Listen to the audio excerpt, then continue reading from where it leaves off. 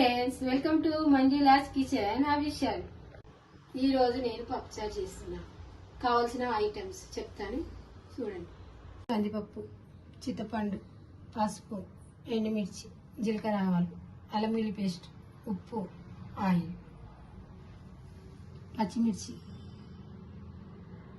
ఉల్లిగడ్డ, కలెమాకు, కొత్తిమీర, మునక్కాయలు, బుడమకాయలు, క్యారెట్. ఒక 2 సార్లు కడుక్కోవాలి. కొంచెం పసుపు వేయాలి,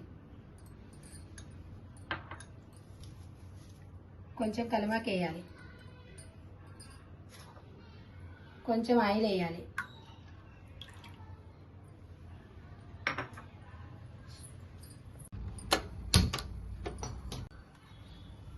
స్టవ్ మీద పెట్టుకోవాలి, మూత పెట్టుకోవాలి.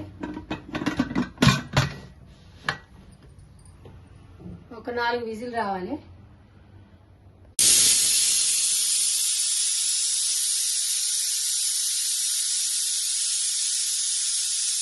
కుక్కర్ మూత తీసుకొని పప్పు రుబ్బుకోవాలి.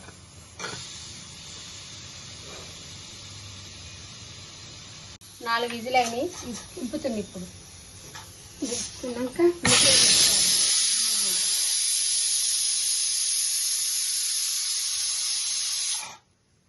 గ్యాస్ మొత్తం పోయింది. కుక్కర్ మూత తీసుకొని ఇప్పుడు కొంచెం ఉప్పు వేసుకోవాలి. కొంచెం వేసుకొని మెత్తగా పప్పు రుబ్బుకోవాలి.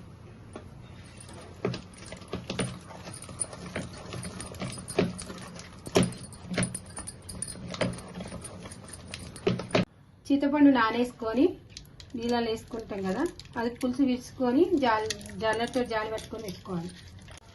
ఇంకా నానబెట్టిన చింతపండును మంచి గట్టిగా చిక్కగా విసుకోవాలి, ఉడబట్టాలి.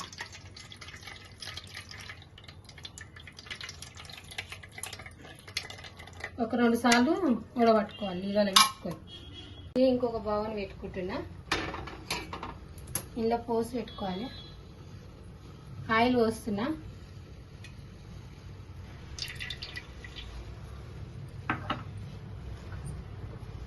జీలకర్ర ఆవాలు వేసుకోవాలి.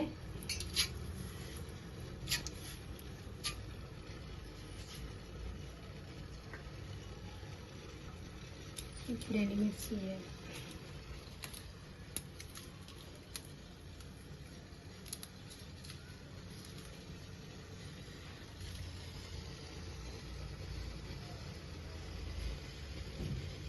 వేసుకోవాలి. ఇప్పుడు పచ్చిమిర్చి చేయాలి.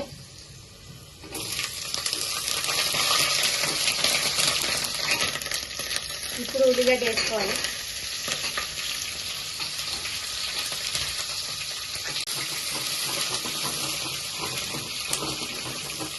కొద్దిసేపు ఆగాలి. కొంచెం వేరేగా వేయాలంటే మునక్కాయలు,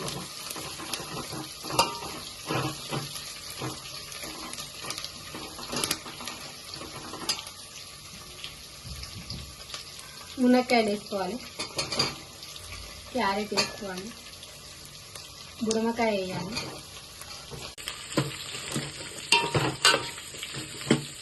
కొంచెం ఉప్పు వేసుకోవాలి.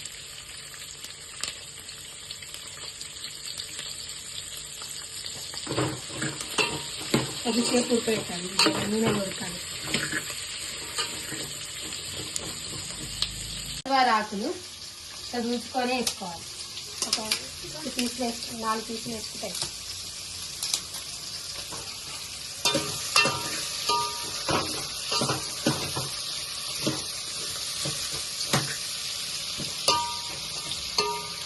కొంచెం పసుపు,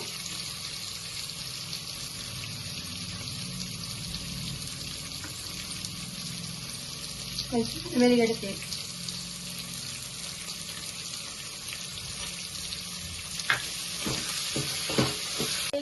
ఇప్పుడు చింతపండు పులుసు వేయాలి. చింతపండు పులుసు వేసుకోవాలి.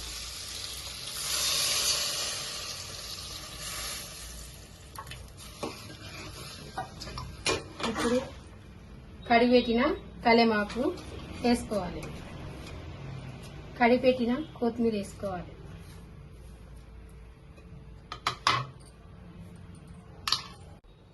తగినంత ఉప్పు వేసుకోవాలి. దీనికి సరిపోయినంత